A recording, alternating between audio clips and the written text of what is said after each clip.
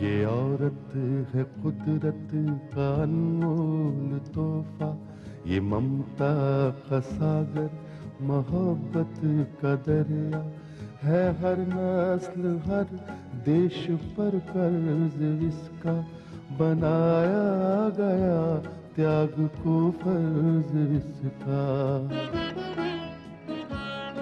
मगर इसकी दुनिया ने कीमत न जानी, मगर इसकी दुनिया ने कीमत न जानी। अजब दास्तां है, अजब है कहानी।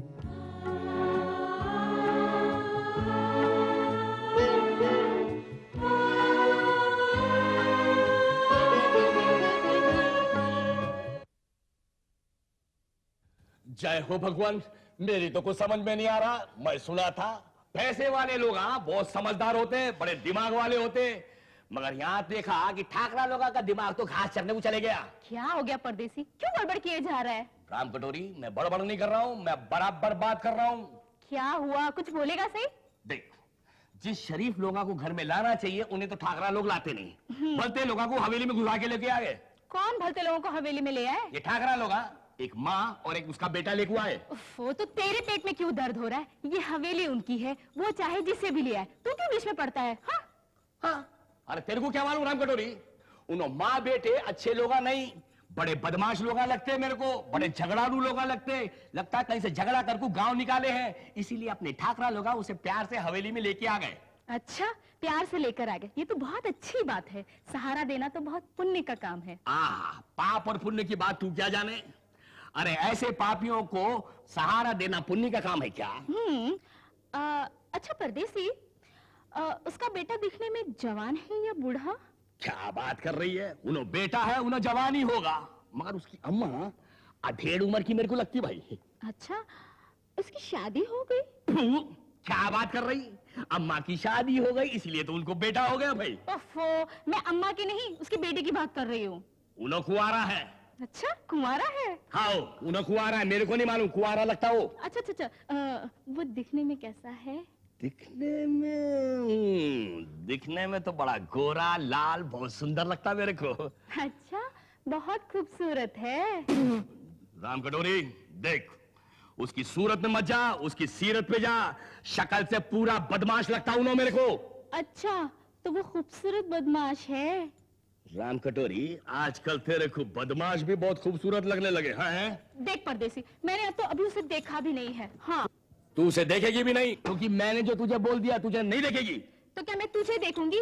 तू तो देखा भला है, मैं तो उस खूबसूरत बदमाश को ही देखूंगी। देख राम कटोरी, मेरे सामने वो बदमाश का नाम नहीं लेना, मैंने तेरे को बोल दिया तू उसे नहीं देखेगी, नहीं देखेगी, नहीं देखेगी। क्यों नहीं देखूंगी? मैं तो उसे देखूंगी। अगर तू उसे देखेगी ना तो तू क्या कर लेगा? हाँ? देख राम कटोरी, धीरे बोल, मैं तो उसे कुछ भी नहीं कर पाऊंगा। देख परदेसी, तू तो जल गया है ना?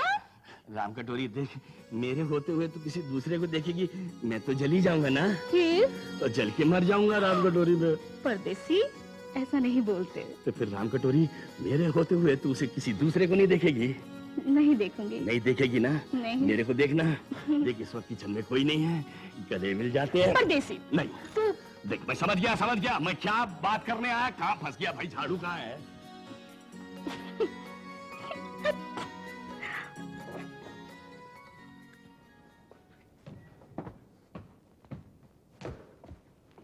बाबूजी, ये क्या किया है आपने? क्या हुआ विनोद? ये किन लोगों को आप अपने साथ ले आए बाबूजी? विनोद, हम अपने साथ उन्हीं लोगों को लाए हैं जिन्हें इस वक्त हमारे सहारे की जरूरत है। बाबूजी, ये हारे हुए खिलाड़ी हैं, ये हमारे किस काम के हैं? ये तो बोझ है हम पर।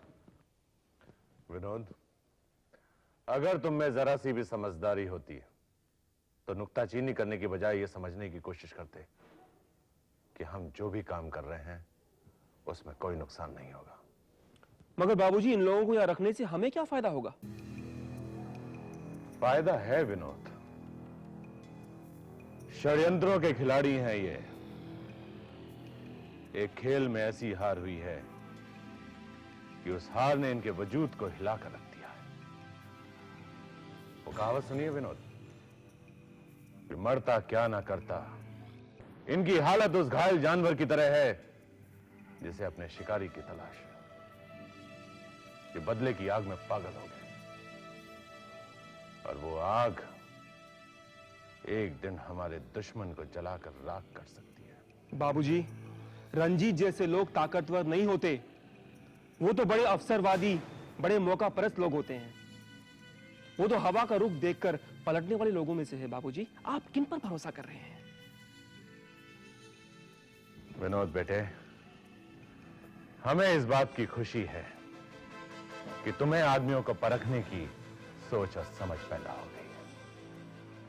हम इस बात से भी इनकार नहीं करते कि ये लोग अवसरवादी हैं, मगर इसी के साथ साथ ये बेबस और लाचार है।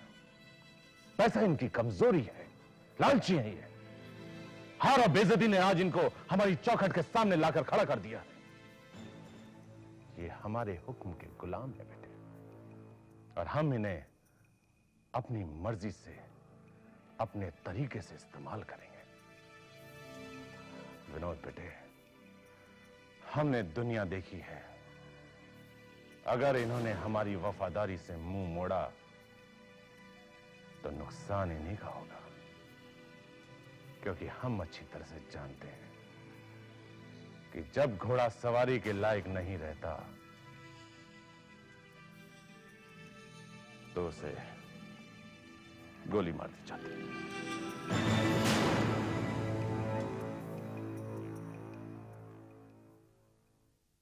ये 2 3, हाँ ये है। बहुत जल्दी चाहिए आज चाचा। हाँ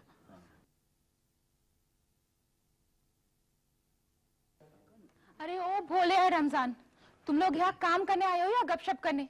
जानते नहीं कि शाम तक काम पूरा भी करना है। अंजू दीदी, हम गपशप कहाँ मार रहे हैं, हम काम ही की बात कर रहे हैं रमजान भैया से। भोले, काम जवान से नहीं हाथ चलाने से होता है। चलो हाथ चलाओ, हाथ। हाँ चाचा, चाचा ये लो। हाँ चाचा, चाचा ये पैच वर्क ना इधर बिठाना, ये स्लीव के पास से। थ्रेड दिखाओ। अरे अंजू, Threads ना। जरा सुनो तो सही। हाँ बोलो, क्या बात है?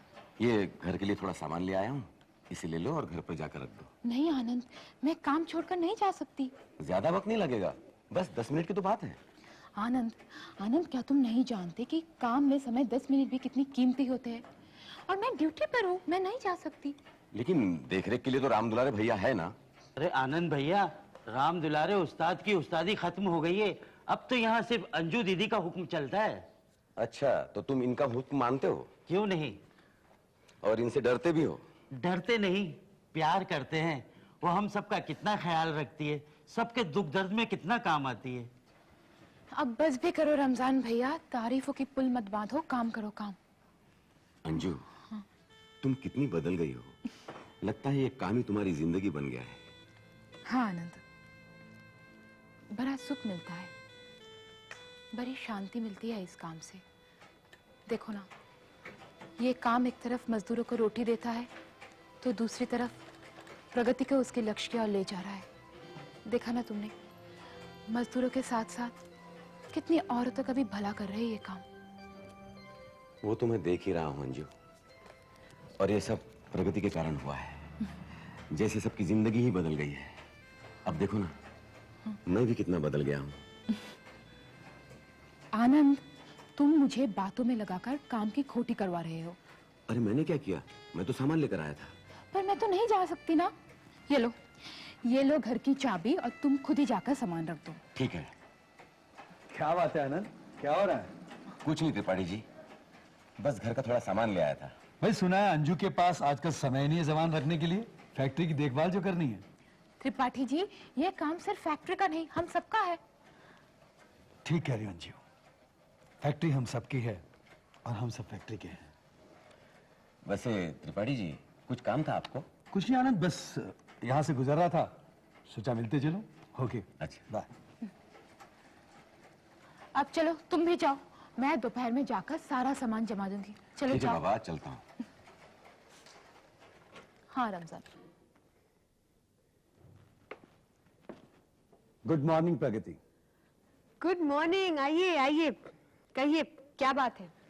प्रगति, बात खुशी की भी है और चिंता की भी। ये तो मैं पहली बार सुन रही हूँ, खुशी और चिंता एक साथ। वरना अगर बात खुशी की है तो चिंता कैसी, और चिंता की बात है तो खुशी कैसी? बात ही कुछ ऐसी है। ये बात है, तो बैठिए, बड़े ध्यान से मैं आपकी बात सुनूंगी। बात यह है प्रगति कि मार्केट में हमारे माल की डिमांड दुगनी हो गई है। अरे ये तो बहुत खुशी की बात है। खुशी की बात तो है, मगर चिंता इस बात की है कि हम ये डिमांड पूरी कैसे कर पाएंगे। त्रिपाठी जी, एक काम कीजिए, आप मजदूरों से बात कीजिए कि अगर वो ओवरटाइम करने के लिए तैयार हैं तो हम उनकी मजदूरी डबल कर देंगे। इस तरह से शायद हम अपनी डिमांड पूरी कर सकेंगे। मैं भी सोच रहा था कि सब मजदूरों से जाके बात करूं। सबसे क्यों, राम दुलारे भैया से बात कीजिए। एक बात बताना मैं भूल गया प्रगति, आजकल राम दुलारे भैया का वजन मजदूरों पे कम हो गया थोड़ा। क्या? हाँ, लोग राम दुलारे भैया की नहीं, अंजू की बात सुनते हैं। बस यूं समझो कि अंजू आजकल मजदूरों की लीडर हो गई है। अच्छा, खैर, नाक सीधी पकड़ो या घुमाकर, मतलब तो नाक पकड़ने से है। आप अंजू से ही बात कीजिए। लेकिन ये सुनकर मुझे बहुत खुशी हुई कि फैक्ट्री के कामकाज में औरतों ने भी दिलचस्पी लेना शुरू कर दिया है। दिलचस्पी नहीं, अंजू तो जी जान से फैक्ट्री की भलाई के लिए काम कर रही है। आप अंजू से जरूर बात कीजिए, बल्कि मैं भी बात करूंगी। एक सेकंड। हेलो हेलो, मैं सरोज बोल रही हूँ। आंटी, कैसी हैं आप? मैं ठीक हूँ। त्रिपाठी जी हैं? जी हाँ, वो है यहाँ। एक मिनट, घर से फोन है।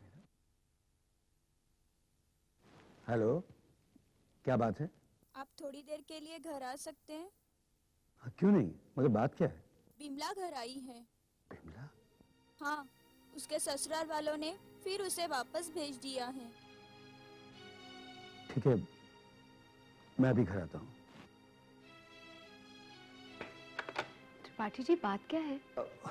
कुछ नहीं प्रगति, मुझे घर जाना पड़ेगा। घर जाना पड़ेगा? आप कहीं मुझसे कुछ छुपा तो नहीं रहे? नहीं नहीं, वो बात ऐसी कि मेरी बेटी आई है।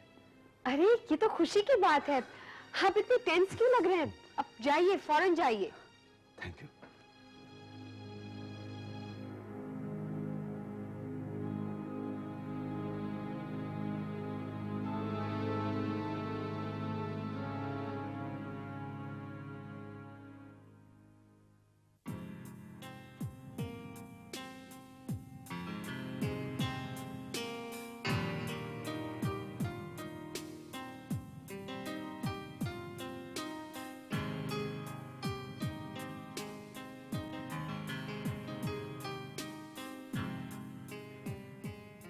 तू अगर भूल भी जाए तो ये हक है तुझको।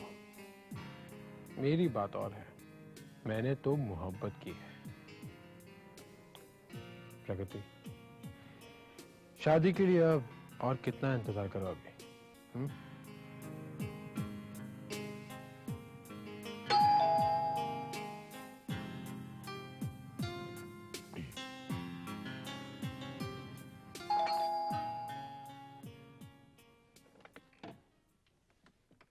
Hello. Dr. Anil, Meena, welcome, welcome. What a pleasant surprise.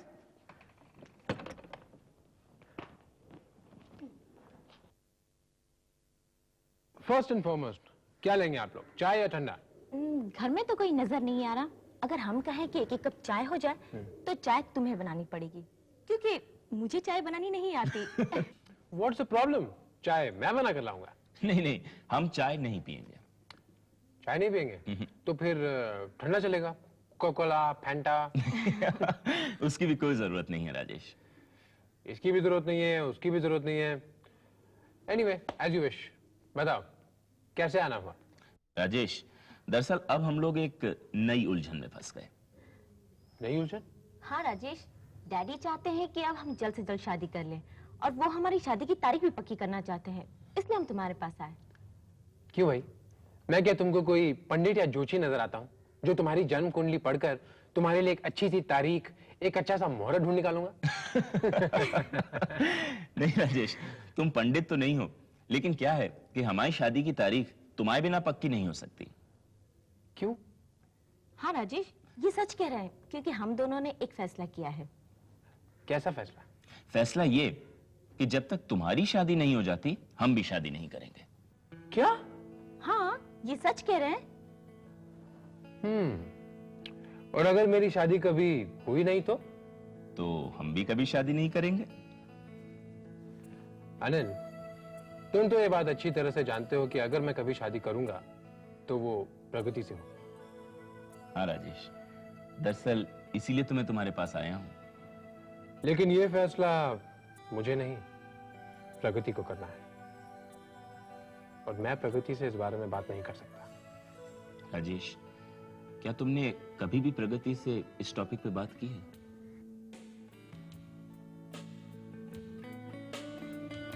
आनंद, मैं प्रगति से प्यार करता हूं, मैं उससे हर टॉपिक पे बात कर सकता हूं, बस शादी के बारे में बात नहीं कर सकता और करूंगा भी नहीं। मैंने तो अपनी जीवन नैया प्रगति के हवाले छोड़ दी है। अगर वो चाहे तो उसे किनारे लगा ले या फिर। लेकिन राजेश, ये कोई 1-2 दिन की बात नहीं है, पूरी जिंदगी का सवाल है। क्या तुमने कभी प्रगति को समझाने की कोशिश नहीं की? प्रगति को समझाना मेरे बस की बात नहीं है आनंद। हमारी जिंदगी में हमने जो समझौता किया है उसकी सबसे बड़ी शर्त यही है कि मैं प्रगति को कभी शादी के लिए मजबूर नहीं करूंगा। ये शादी तो तब होगी जब प्रगति तैयार होगी, और वो कब तैयार होगी या होगी भी या नहीं ये मैं नहीं जानता। मैं तो बस इतना जानता हूं मेरे दोस्त कि मैं अब प्रगति के करीब हूं। अरे वो सब तो ठीक है यार, ये बताओ हमारे फैसले का क्या होगा? तुमने गलत दरवाजा खटखटाया है मेरे दोस्त। इसका मतलब ये हुआ इस बात के लिए हमें प्रगति के पास जाना होगा। भाई तुम दोनों आजाद हो, जो जी मैं करो, बस मुझे इसमें इन्वॉल्व मत करना। यार ये तो बड़ी अजीब सी उलझन है। तुमने गलत फैसला तो किया ही है, देख लो अब भी वक्त है, फैसला बदल सकते हो। नहीं राजेश, हम ये फैसला नहीं बदलेंगे, अब हम प्रगति के पास जाएंगे। मैं तो यही मशवरा दूंगा कि एक बार फिर सोच लो, कहीं तुम्हारा भी हाल उस शायर की तरह ना हो जाए। कौन सा शायर? भाई वही जिसने ये शेर लिखा है, उम्र दराज मांग कर लाए थे 4 दिन, 2 आरज़ू में कट गए, 2 इंतजार में। राजेश, तुम इंतजार कर सकते हो, क्या हम इंतजार नहीं कर सकते? भाई ये तो तुम्हारा फैसला है, जो जी मैं करो, मैं तुम्हें गलत सलाह नहीं दूंगा। ठीक है राजेश, तो अब हम चलते हैं। चलो अनिल। Okay, bye bye.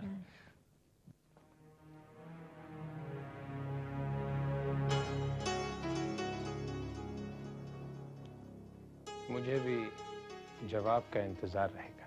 बेटी मत रो बेटी। नहीं माँ, इस शादी में मुझे सिर्फ तकलीफ, अत्याचार और अपमान के सिवाय कुछ नहीं मिला है माँ, कुछ नहीं। माँ, मुझ पर अत्याचार इसलिए करते हैं ताकि अपनी बेटी के आंखों में आंसू देखकर माँ बाप उनकी हर नाजायज मांग को पूरी कर देते हैं माँ। लेकिन इस बार मैं ऐसा नहीं होने दूंगी माँ, नहीं होने दूंगी। इसीलिए तो उन्होंने मुझे यहाँ लाके छोड़ा है, लेकिन मैंने भी उनको सब बता दिया माँ। मैंने उनको बोल दिया है कि अब मैं मेरे माँ बाप से कुछ नहीं मांगूंगी, मैं वापस खाली हाथ ही आऊंगी, खाली हाथ आऊंगी। बेटी, ये सिर्फ हमारा ही नहीं, हमारे समाज का, हमारे देश का दुर्भाग्य है। दहेज के लालच में ससुराल वाले ये नहीं सोचते कि वो दूसरे की बेटी पर अत्याचार कर रहे हैं। कल उनकी बेटी को भी तो दूसरों के घर जाना। जब उनकी बेटी पर अत्याचार होगा तो क्या बीतेगी उनके दिल पर। बेटी, मैं भी दहेज के खिलाफ हूं। मैं तो लोगों से यहां तक कहता हूं कि प्रथा बुरी है, ये नासूर है जो हमारे समाज को खोखला कर रहा है।